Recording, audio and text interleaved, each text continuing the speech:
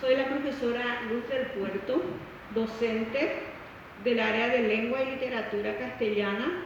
Por esa razón siempre me interesó el tema de la lectura y la comprensión lectora y realicé mi tema.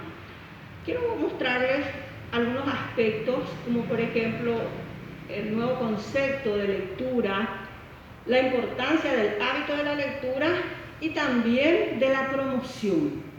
Pero de la promoción no solamente en un nivel, sino en todos los niveles, incluso en el universitario. Por esa razón, desde la UCSA, desde hace varios años, tenemos un club de lectura para promover la lectura, se llama UCSA Lee. Y desde el año pasado estamos haciéndolo en forma virtual por el tema de la pandemia, con muy buena respuesta de parte de los estudiantes que se conectan y participan de esos encuentros. Quiero agradecer a los organizadores de este evento. A mí me parece un mensaje muy bueno para la ciudadanía de que la cultura es importante, de que los libros son importantes, la lectura.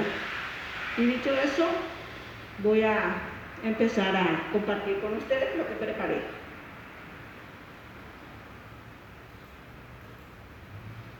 Comienzo con esta frase de uno de los grandes estudiosos de la lectura, un francés, el nombre Robert Chartier, creo que no se pronuncia así. No es suficiente con dar al lector un acceso a la biblioteca universal. Más importante es darle la capacidad y la competencia para entrar en esta biblioteca y no perderse en un mundo en el que no hay señales, indicaciones y herramientas de búsqueda.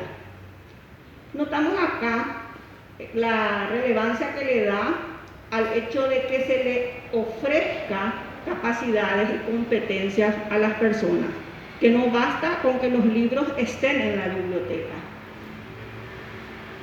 Y comenzamos con esta pregunta: ¿qué es leer? La lectura implica una variedad de capacidades y de diferentes destrezas dependientes de los objetivos y propósitos de la lectura, ya que no es lo mismo leer una novela, un periódico o un anuncio. Este concepto es importante porque anteriormente se pensaba que la lectura consistía simplemente en descodificar lo que estaba escrito. Ahora vemos que en realidad es un proceso complejo, en donde hay varias capacidades y destrezas que la persona debe desarrollar. Las estrategias y habilidades de lectura no siempre son transferibles a todas las áreas de conocimiento, varían de acuerdo al área de conocimiento. Es decir, una persona del área de ciencias básicas necesita otro tipo de estrategias de una persona del área de lenguas o de sociales. La lectura desde el enfoque comunicativo, que es el enfoque actual en la enseñanza de la lengua, desde el nivel inicial, ¿verdad?, hasta el bachillerato. Y lo más importante acá, en este enfoque, el cambio que se dio, es que anteriormente, cuando se daba lengua y literatura castellana, se partía de la oración, de la estructura, y desde el enfoque comunicativo se parte del texto. Para Marín, la lectura es un proceso activo de reconstrucción de significado mediante la interacción de la información visual y los saberes del lector, quien vuelve a construir el sentido del texto en base a sus conocimientos. Aquí vemos ya cómo se da realmente la lectura. Por un lado está lo que está escrito en el libro y por otro lado el bagaje que tiene la persona de conocimiento, y a través de eso va a construir el significado. No va a entender la misma cosa una persona que tiene poco conocimiento, poca lectura, que otra persona que lee mucho. Va a ser diferente esa comprensión. Desde el enfoque comunicativo hay cambios en las concepciones del aprendizaje de la lengua sobre actos de comprensión y composición, como en los planteamientos sobre su enseñanza y aprendizaje. Los mismos se centran en el texto como unidad de comunicación y no en la oración. Recalco lo que ya había anticipado. Nuevas concepciones sobre alfabetización y preocupación por la existencia de analfabetos funcionales. También anteriormente se pensaba que la alfabetización consistía en que uno aprenda a leer desde el primer grado y bueno, ya eso es para toda la vida. Hoy en día existen varios tipos de alfabetización. La alfabetización informacional, que consiste en que se tenga que manejar las TICs, ¿verdad?, las tecnologías de la información, pero no solamente eso, sino que además se debe tener capacidad de búsqueda de información, de procesamiento de información y de producción de textos. Está la alfabetización visual. Vivimos en una época donde lo visual es muy relevante y eso también tiene su lenguaje y hay que conocer. La alfabetización académica, que es algo que todavía no se emplea mucho en nuestro país y que consiste en que en cada etapa nueva el alumno necesita recibir las herramientas para comprender. Al entrar a la universidad tiene que enfrentarse con textos científicos. Entonces, no se debe dar por supuesto de que ellos ya van a saber leer eso fácilmente, sino lo ideal es darles más herramientas. Y el hecho de que haya analfabetismo funcional radica en que sabemos, lastimosamente, que incluso hay personas que terminan el bachillerato, pero que no pueden entender medianamente un texto completo. Y en eso radica ese tipo de analfabetismo. La lectura ya no se concibe como una habilidad que se aprende de una vez y para siempre. En cada etapa, entonces, se debe aprender nuevas técnicas. Como que repito las definiciones, pero es para que quede bien claro este concepto de lectura. El concepto de comprensión lectora en la actualidad implica un comportamiento complejo y difiere de la concepción anterior, que se reducía a descodificar lo escrito en un texto. La concepción actual enfatiza la aplicación de destrezas y estrategias cognitivas. Así pues, la comprensión se produce cuando ocurre una interacción entre el lector y el texto. Por ello son relevantes las experiencias previas acumuladas. Aquí es donde vemos la importancia del hábito de la lectura. No se puede llegar a ser un buen lector si no se tiene el hábito de la lectura. La enseñanza de la lectura constituyen acciones lingüísticas, cognitivas y socioculturales que inciden en la apropiación del conocimiento y permiten al sujeto interpretar el mundo. Siempre se suele escuchar cuando se dice, sí, hay que leer para tener palabras, para enriquecer el vocabulario. Sí, eso hace la lectura, pero más importante que eso es que sirve para apropiarnos del conocimiento y para interpretar el mundo. Entonces, eso afecta en el ámbito cognitivo y sociocultural también. Las concepciones que como sociedad tenemos de la lectura influyen mucho y por eso decía yo que es un mensaje importante el que se da, ¿verdad?, con este evento a la ciudadanía, haciendo resaltar la importancia de la lectura. Y como sociedad nos falta mucho cambiar esa concepción sobre la lectura.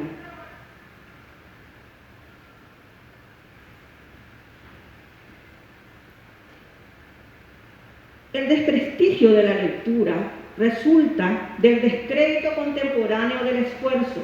La lectura de un libro requiere realizar un esfuerzo intelectual que pocos están dispuestos a emprender.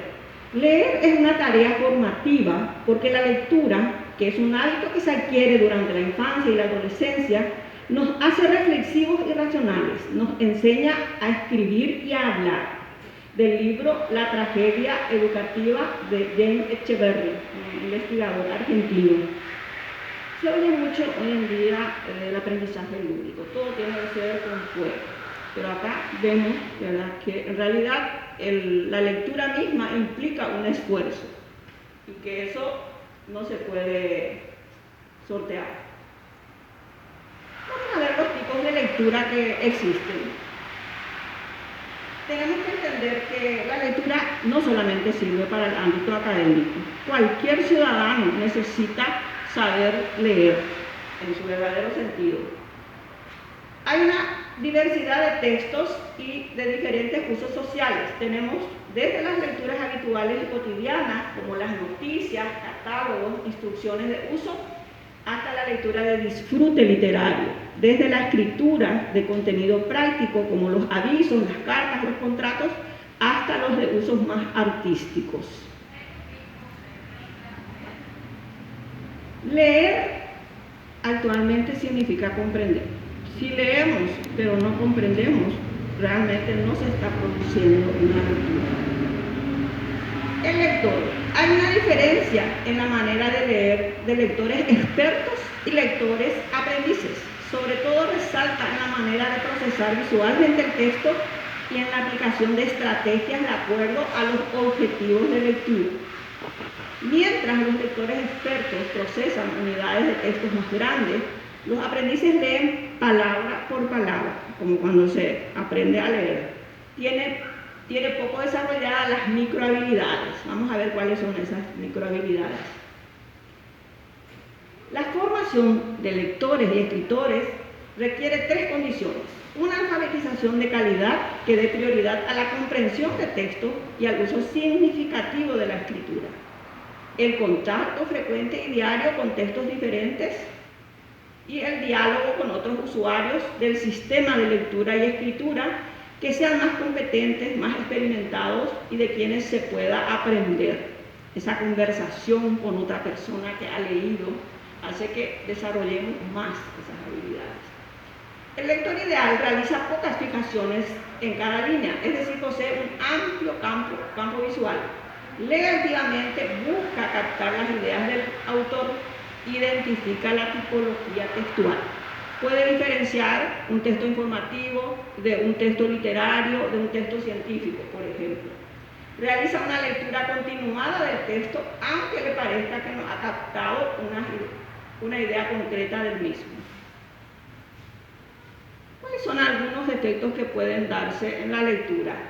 Vocalización, pronunciar la lectura en voz baja o alta, mover los labios.